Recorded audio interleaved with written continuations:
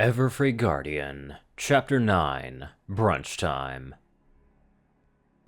Manchester, England, 2007. Silence. Among the brisk spring night in Manchester, England, a dull silence accompanied the occasional nocturnal cooing of an owl, or the chirping of crickets. Such peace lulled the notion of sleep to all of the suburban inhabitants of the neighborhood citizens. Rows upon rows of buildings were blacked out. Lights flicked off as late-night workers turned in after a hard day at their jobs. To them, it was just another night. Another day, coming and going. Further along the trail of houses lies a path leading into the forest. A single driveway that stretched a quarter of a mile inward until it landed upon a house, lonely and old, atop a low hill. A family of one mother and two children, a boy and a girl, lived within this house. The boy, Nathan Schmidt, had just breached the peak of his teenage years and the sweet 16 mark of age. The girl, Maya Schmidt, was only an adolescent, a child of 9 years. As with every house on the block, it too was blackened and without light. But, unlike the other homes within the suburbs, this one was not quiet or peaceful. Oh, little Nathan, where are you? Where are you? A loud crash came from the first story as the teenage boy jerked up from his seated position on the floor. Both he and his sister were in his room, the elder sibling watching Maya doodle in color on the notepads she had splayed out in front of her. Hearing the obvious sound of something being kicked over, the fear of a wrathful parent made him clinch up. Looking back at Maya as the footsteps drew near the staircase leading up to the second-story hallway, Nathan scooped her up, covering her mouth as she began to protest. Opening his closet, he knelt down beside the dresser inside and gently stuffed his sister behind it. Before Maya made a noise, her brother put a finger to his lips. "Mom's angry, Maya. Count to 100, quietly, and don't come out of this closet no matter what you hear." Both children turned to the door as it rattled on its hinges. Something was thrown towards it from outside the room. Turning back to his sister, Nathan placed one of the caps hanging on the dresser on her head. "You know how Mom is when she's like this. You know what to do, sis. Close your eyes and cover your ears. I'll deal with her and come get you. Okay?" The soft voice of his little sister came out in a slight whimper as another bang shook the door. This time, coming from the rasping knocks of the bulldozing mother looking for them. Open this door! Open this door right now! Nathan! Nathan turned back to Maya, tucking her into the corner and leaning back out of the closet. Grabbing the doors, he gave her a small smile as he gently closed them. "Trust me." Maya sniffled as the closet was left in the pitch blackness. The doors only opened by a crack when they were drawn closed. Nathan, turning away from it, noticed his door was about to come down. One of the hinges was giving away, and it won't be long before his mother broke the door down. Taking a breath, he reached under his bed and grabbed a wiffle ball bat. He didn't want to hurt his mother, deranged as she may be, but at the same time, he had to defend himself. The only thing this cushioned bat was capable of was knocking out the older woman if he got a good swing in. But that was difficult, when she was always right on top of him. Rubbing his neck, his thumb passed over a few marks, making him cough and clear his throat when touched. Gripping the bat by its handle, he steeled himself as the door finally caved, and his mother, Elizabeth Schmidt, stormed in. Come here, you little scum! Elizabeth was on him immediately, grabbing at his shoulders as he fought against her, shoving her back as she hollered at him. You think you can hide from me? Not only did you lock the door, but you tried to hide from me. You're not allowed to do that to your mother. Where did you hide my pills? Nathan swung for the fences as she dove for him again, cracking her at the ribs and sidestepping her as she collapsed. Backing away from her, she hissed at him as she rose to her feet. You... How dare you hurt your mother? "I don't have your pills, Mom.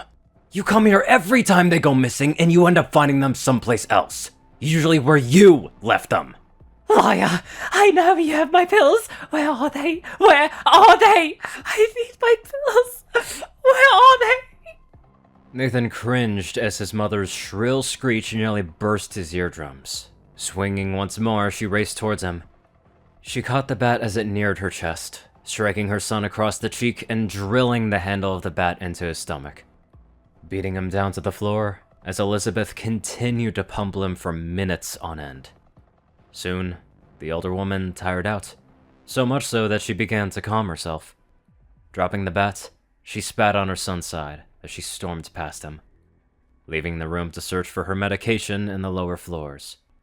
Groaning, Nathan pushed himself up, bringing himself to a sit and rubbing his side. His mother really thrashed him hard this time. The bat was cracked to the side, and he was sure to get some bruising from those swings. Shaking off the pain, he kicked the bat back underneath his bed and walked towards the closet. Opening it up, he uncovered Maya from her hiding spot, her eyes opening when he did so. She took one look at him and dove for his abdomen, snuggling into his belly as she began to sob lightly. Nathan took a labored breath as he wrapped an arm around her, petting her head as he glanced out the window. Elizabeth was getting more aggressive. Ever since his father, Michael, walked out on them, she'd all but given up on life. Like any other broken woman, she resorted to medication and drugs to dull the ache of a shattered heart. But it only led her to change and morph into the violence and delusional woman she was tonight. As such, her drug-ridden state wasn't fit to keep the house in shape. She paid the bills, sure, but Nathan was doing most of the chores and housework while she wasted away. He was also the one to teach his sister about the many lessons he's learned, good and bad. She needed to be prepared for the road ahead in life. One day, they would leave this place behind, and Maya needs every lesson she could learn to be ready.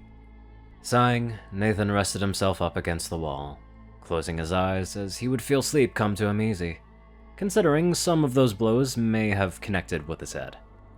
He hoped he didn't have a concussion. Right now, the last thing Maya needs is for him to be in a coma. She'd be all alone with her mother.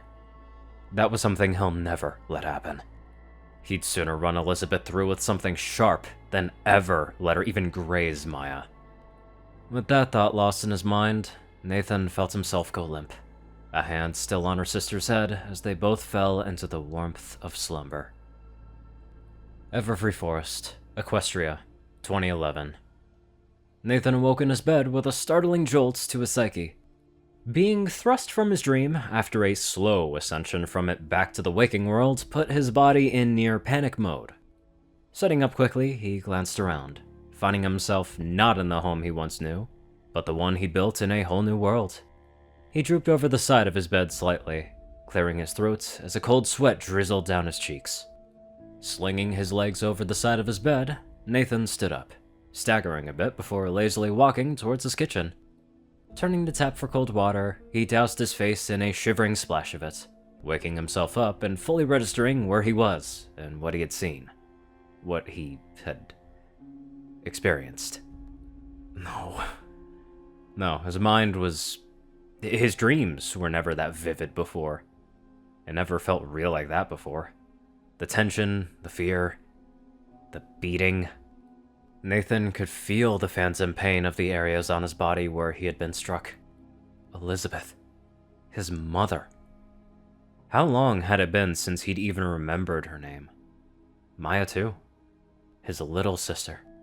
Leaning over the sink for a moment, he glanced up at a mirror, seeing only a partial image of his face. Just like his body, it too was riddled with mangled tissue and skin. A tone of color that was slightly grayed from the natural tan the rest of his body had. Spitting out a bit into the sink, Nathan turned his head the other way, looking up at his calendar. Sunday. He had work off today, which means he didn't need to go stumbling into Sweet Apple Acres as he was. Rubbing the side of his head, he pushed off his sink and began gathering up the supplies he usually took when going out into the Everfree towards Ponyville. He grabbed his guns and what sparing ammunition he had left. A little while ago, he had dug up one of the caves leading to the Diamond Dog tunnels.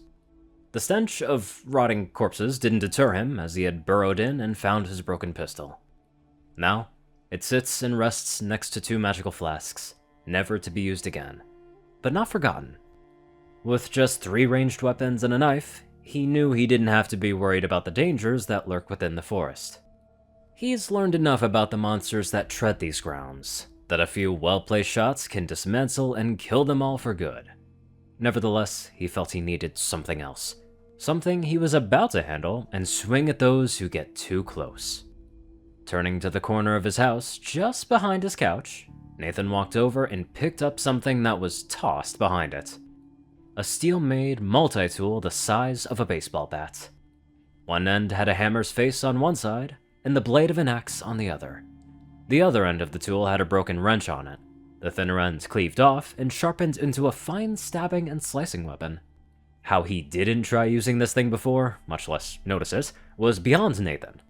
But with it added to his inventory of things to defend himself with, he felt safer engaging close quarters with a Timberwolf or, God forbid, a Manticore. Weighing it in his hand, Nathan slung it over his shoulder as he walked out of his house and towards the exit to his cavern. Well, hot damn, it is back. The author's been going through and doing a lot, so if you can, give him a few words of kindness. I'm sure it would mean a lot to him. Now, let's hop on over to our gorgeous donators. Top donators are 630, BadassWaffle, Only One Thing, Ceru, Orion, IronSky, and Jessie Smith. Matchbook 109, JockeTF, Darkside, Rayden, Narwhals, Blackmoonheart, Pastel Skies, Austin Rollins, Stu, Hexar, Brother Mortar, Omicron, Library, Inside 9852, Will, Chris, Twinkie, Rice, Hole, Shot, Moon, Luigi, 88, Chancellor Quest, Big Smoke 369, Baptist Jr. of Murder Princess, and many more beautiful people. Thank you all so much for watching this video and live life to the fullest.